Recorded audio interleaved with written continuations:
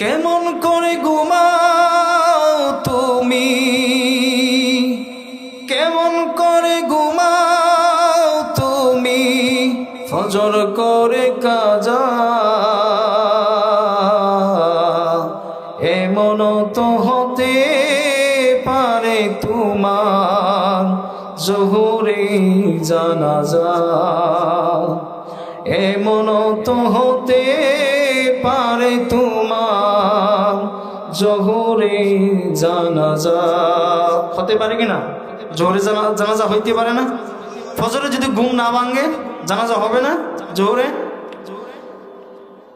মুসলিম হয় না জন্ম নিলে মুসলমানের গরে, কাফের মুমিন তফাতটা হয় সালাতের উপরে।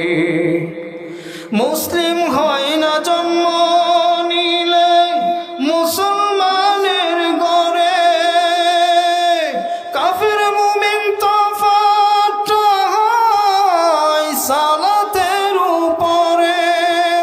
ওরে এই জীবনে সালাত যেন, এই জীবনে নামাজ যেন হয় না কবু কাজা।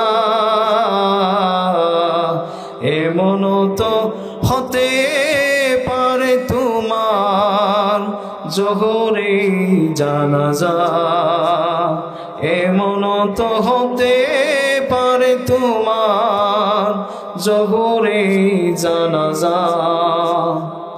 বেনামাজি লাশ কবরে রাখিবে যখন, মাটির চাপে পাঁজরের হাড় ভাঙবে রে তখন। যাই হোক, এই পর্যন্তই শেষ ইনশাআল্লাহ। সংক্ষিপ্ত কথা বললাম আপনাদের সামনে, যতটুকু আল্লাহ তাআলা বলার তৌফিক দান করছেন সম্ভব হয়েছে। আল্লাহ তাআলা যেন আমাদের সকলকে আমলের নিয়তে বলার এবং আমলের নিয়তে আমরা যা শুনলাম আল্লাহ তাআলা যেন আমল করার তৌফিক দান করেন। আমরা সবাই নামাজ পড়বো, নামাজ ছাড়বো না ইনশাআল্লাহ। 5 ওয়াক্ত নামাজ পড়বো, নামাজের সাথে থাকবো ইনশাআল্লাহ।